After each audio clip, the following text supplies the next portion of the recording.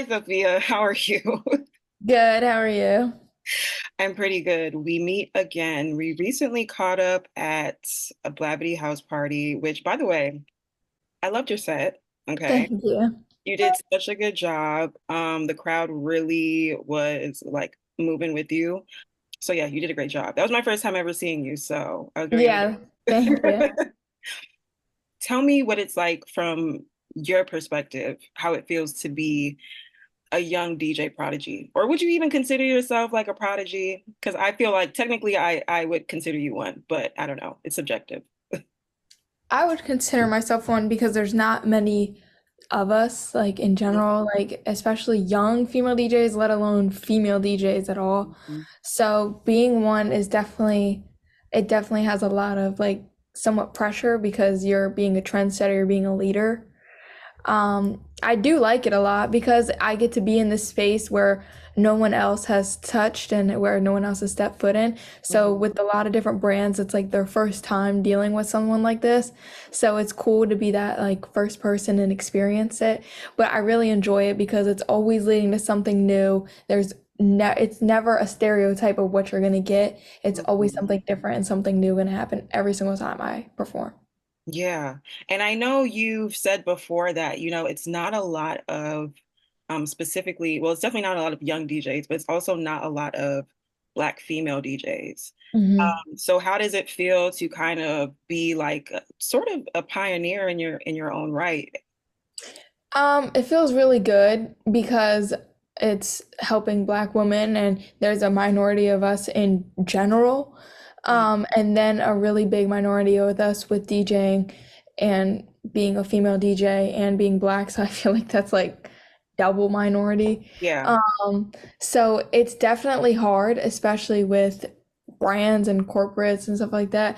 But you get your way in there, and I just keep pushing and pushing, and I keep representing. So when other young Black female DJs, or just older Black female DJs, or female DJs in general of any race, want to step foot and try DJing for the first time, I feel like I've opened the doors and opened the gates to say, like, it's okay, like, it's cool, like, you can do this, even if you put your head to it, even if you're not feeling too confident, just try it, and that you will succeed as much as you want to put the work in. Yeah. Do you ever feel like, I mean, because broken, you've made history so many times and you've broken through so many glass ceilings. Do you ever feel like a pressure, I guess you could say, whether like it's internally or from, the people around you or whatever? Do you ever feel this pressure to kind of like outdo yourself or surpass, your what you've already achieved because you've achieved so much at such a young age? Um, I consider myself sometimes a perfectionist, especially when it comes to DJing. Okay. So I really try and outdo myself every single time Mhm. because a lot of and pretty much all of my sets and everywhere I go, somehow some little bit of it gets recorded. And once it's out there, like you're That's done. Like it's not right. coming back. So I always want like a good representation of myself out on social media so people know like for young DJs and young female DJs, like they're not to be played with. Like we're dope. Like we got this. So I want to always set a good example. And so I always try and outdo my last performance or outdo my last event that I did, and always try and build and learn from those past events that I had to make more history, like you said, and figuring out what different things I can do to set this record or break this barrier. Say, oh, she's the first young DJ, she's the first 16, the youngest DJ to do this. So I Mhm. always try and find a way or somewhere where I can say, yes, I created history. Sometimes it's a little bit of pressure, but not really because I feel like it's myself. So. Yeah. Okay. Okay. I love that. That's the confidence that you need. It sounds like you're built for this, so Mhm. you're good. How do you maintain, well, you're in high school, right? Yeah. Yes. So you're a junior or I'll sophomore? be it's summer, so I was a sophomore, but I'll be going to be a junior, yeah. Okay. So how do you maintain like a sense of normalcy between, being a student and being a DJ phenomenon, basically? It can be really difficult, especially with being in high school and having a lot of different work to do for We have 7 classes, like some schools have like 4 a day or whatever. So we have 7 different classes. So keeping up and catching up with 7 different classes that I need to pass to get to the next year can be difficult, especially with the school that I miss for certain events. But I let my teachers know, I communicate with all of them that, hey, I'm going to be out for this many days. What's Yeah. the work that we're doing? Yeah. Mhm. And so we have online schooling, like just a platform where we can reach out to our teachers. And so they'll send me the work there, or they'll send me papers to go along with it and like a video.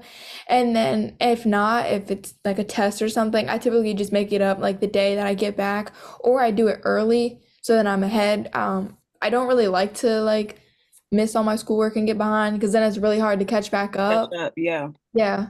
So I like to try and stay on it as much as I can, even though it can be difficult. And like sometimes I'll go to New York, I'll wake up early to catch the train at like 4 in the morning to get back to school and be in school by 7.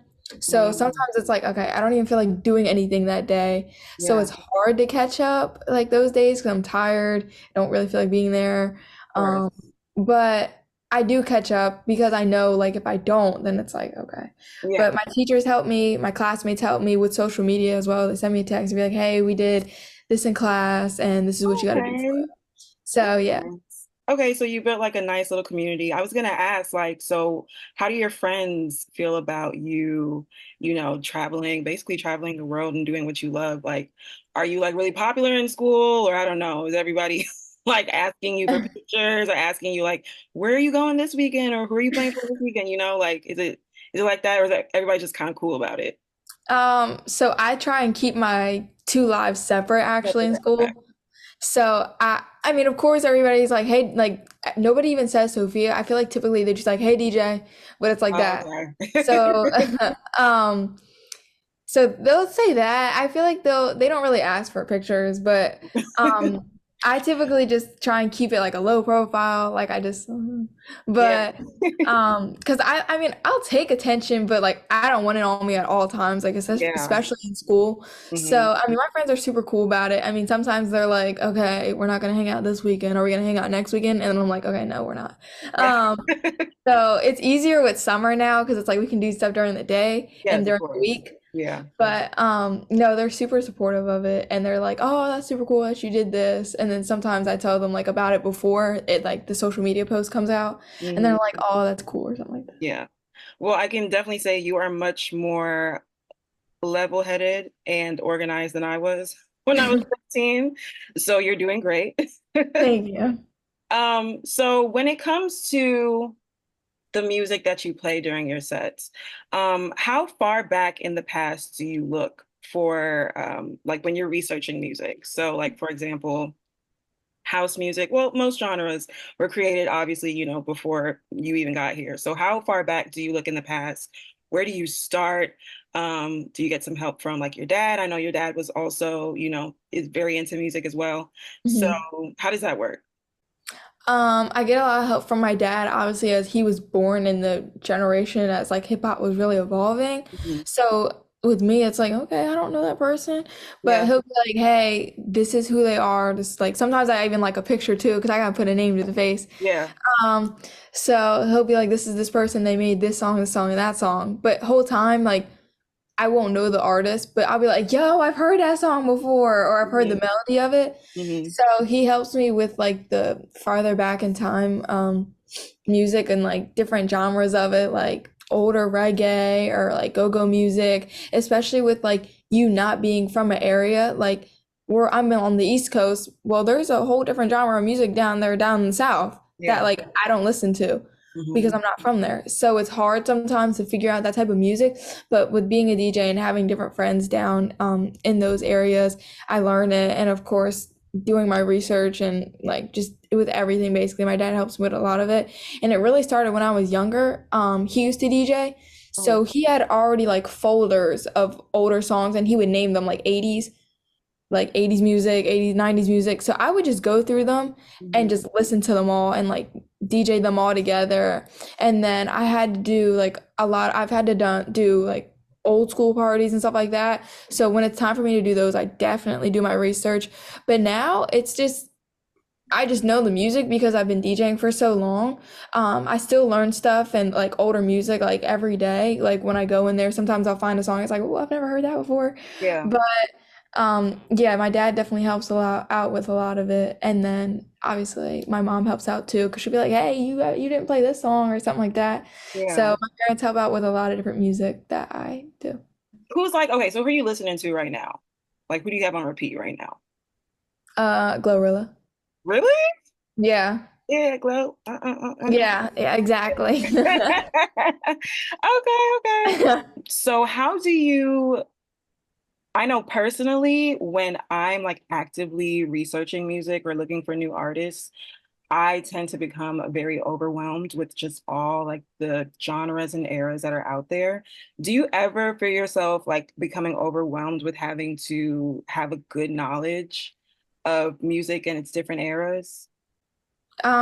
Yes, all the time because it's like I'm a young DJ and especially just learning DJs, like pretty much everybody that I like look up to or like I'm cooler with obviously are older DJs who were like really starting off in the era of where DJing and hip hop was a thing and where it was new and where all that music was together. So it's like it's hard to keep up with them because they know it all. Like they didn't have to learn it. They They were like there. Yeah. evolved through it. Yeah. Mhm. So it's like I have to learn it because I wasn't there for that. So it's like I like to try and have a good knowledge of it. But of course they're always going to know more, but I also don't want to look like when I go up to them or are in the same vicinity as them. I don't want to look and be like, "Oh, she doesn't know what she's talking about." Yeah. Like, You you don't want know to your know. Yeah, music. yeah, Yeah, so that's definitely a pressure that I have because it's like, oh, they say this artist, and I'm like, I don't know them. So I always want to kind of know what I'm yeah, talking about, or if I don't, then it's like, what is a play that I can kind of say to get out of it? yeah. But I always try and do my research like with everything because I don't want to ever be in that position. Vision. Yeah, of course. You always want to be prepared for sure. How do you stay inspired and continually push the boundaries of your creativity? With my creativity, it's really just like with different songs, there's a new thing on my turntables, what's called stems, where Mhm. you can basically take out the song, you can take out the melody, you can take out their voice, you can take out the beat, you can take out anything of it and basically break down the song. So sometimes I'll take like the acapella of like Yeah Glow and like I'll put it with like a Cardi B beat. Mhm. So it's Okay, like a different. mix. Yeah, Yeah, so I can like instead of just playing the Glorilla song with the beat and the Cardi B song with the beat, I can make it its own song now. So my creativity really flows with that. I'll be doing a Rain 4 performer video, which is a new piece of DJ equipment, which has the ability to play four different songs at the same time okay. with all stem split and stuff like that. So there's a video coming out soon. But that one really like gets your creativity going because there's so many options you can do. And especially with new songs coming out and people sampling the older songs, Yeah. it's cool to say, hey, like this is from the 60s, and then I'll do a mix and it's like this new song and that old song, and then I'll like combine them together and be like, this is where this came from. So my creativity definitely flows a lot, especially when I just hear different things or when I'm just in my bag, just kind of DJing. So it Mhm. just, I feel like my creativity sparks off my other ideas. And then my dad will come in and he'll be like, did you think of it that way? And then I wouldn't have thought of it that way, but I Yeah, did it a whole different way. yeah. So it just really just keeps going.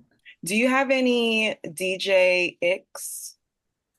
Um, Like, yeah, whether I it's don't, something like when you're like either it's something like when you do like when you're DJing, or maybe if you're DJing a party or something. And I know a lot of DJs hate like getting requests. Sometimes they just don't like when people come up and ask for requests. So yeah. I mean, I can get, yeah. I mean, I like requests. Like, they're cool. Like, it depends on who it is and, like, where it is and how I'm feeling. Because if you're asking me to play, like, if I'm playing songs at 60 beats per minute, this is what people don't understand why DJs, like, hate requests. Like, 60 beats per minute, and you're trying to get me to play a song at 90 beats per minute. Like, I can't do that. mhm. And then they'll want the song, like, immediately. And it's like, all right, well, you gotta Yeah, wait. yeah, So, requests, yeah, but it depends for me. I don't like I'll be at a different party and there will be like another DJ, but I feel like if we're sitting down eating dinner, I feel like they'll be playing hype music. And it's like that icks Oh, me. okay. 'Cause it's like, Got why are we playing like while we're eating. Yeah, while yeah, we're eating? Like I feel like I'm trying to turn up while I eat. Like what's going yeah. on? Yeah. So it's like, stop. Yeah. Just at a party this weekend, I was like, stop. But I Yeah. can't like say that to them. But it's Of like, course, yeah. And I guess yeah, it's a big part of being a really good DJ is reading the room and yeah, seeing like, the yeah. environment you're in, what the atmosphere is like. So yeah, no, I definitely get that. Have you ever like had maybe you were going on after a couple, maybe it was like a line of DJs and you were going on after a couple people and they play the song that you were like most excited to play, like the song that you knew would get the crowd hype, and then they play it first and you're like, damn, now I gotta, well, not damn, sorry, but you know, Yeah. you know, and you're like, oh God, I was gonna play that. Have you ever had those moments? Um, so I have had those moments before, and it's like that's why I always try and pay attention. Like as much as I want to be paying attention to myself and like locking in my head before I go on, I always pay attention to the DJ before me because Mhm. it's like I don't need you to play the song I'm gonna play. So Exactly. now once you do that, if you play the song I'm gonna play, I'm automatically thinking in my head, what song can replace that song? Mhm. So I hate when I have to do that because it's like, well, I wanted to be the person to play that hype song. Yeah. But I always try and think ahead and stuff like that. And even sometimes, depending on if I know that there's a lot of DJs before me, like at a festival or something, I always try and have like a backup playlist a little bit where there's songs that I can play that'll still get them hype, but it just won't be what it was gonna be. So, and then depending on like how long they played the song for and where I'm gonna play, if they have a 30-minute set and they played it in the first 5 minutes and my set is 30 minutes and I'm playing it in the last 30 minutes, I'm gonna still play it Yeah. because you're gonna forget that song was played. Exactly. Yep. Hmm. So it depends. It really depends on what the area is and what's going on. So I like to have a backup, but yeah. Yeah. DJs will kind of transition into the producer role. Um, I'm I'm pretty sure I don't know if you've heard of her, DJ Miss Milan. She's also a Black female DJ. She's from New York, and she is the DJ for Doechii, which is like an artist under Hmm. TV. Hmm. And she recently produced a song for Doechii, even though she started out as a DJ. So is producing something that you've ever thought about doing? Yes, I have started to think about producing because it's something that it's so easy to get into because you already have the rhythm, you already Yeah. know what's going on, you already know the beats per minute. So I have started working on different things with the beat drumming machines, stuff like that. But it's hard to balance those like out because I still have to work on like videos that I have to do, and then I'll prepare for like a set that I'm gonna do, and then it's like, well, I'm trying to find time to work on the beat making machine too, and then I'm trying to balance out my life, so it's hard to figure out all that. But Yeah. I've definitely touched on it. It's super cool. I Mhm. really want to like become a producer, like when I find the time and stuff like that, and really settle down. I definitely will become in and start Doing to do more. that. Yeah. But it's really dope. It is really cool to do. So yeah, I definitely have. What is your favorite career highlight so far? Um, I feel like my favorite career highlight has got to be either, well, favorite career highlight is definitely got to be when I went to DJ Jazzy Jeff's house and I got to perform with him and meet his family and he bubble wrapped me and was like, "We gotta keep her safe." Like he was like, "You gotta bubble wrap like Shaka Khan and Stevie Wonder." And so he was like, he bubble wrapped me, which was really like an honor to be put with those like Yeah. stars. Yeah. So that was really dope. But yeah, I think that was my favorite career highlight. Yeah. Okay. Well, thank you so much, Sophia. That's the end of our time here, but I really appreciate you for taking the time out to speak with me. I love speaking with you, and I'm excited to see what else you have in store. Of course, you're only 16, so you have plenty of time. Uh, Yeah. so no rush. But yes, I'm excited to see where you're headed. So thank you. Thank you.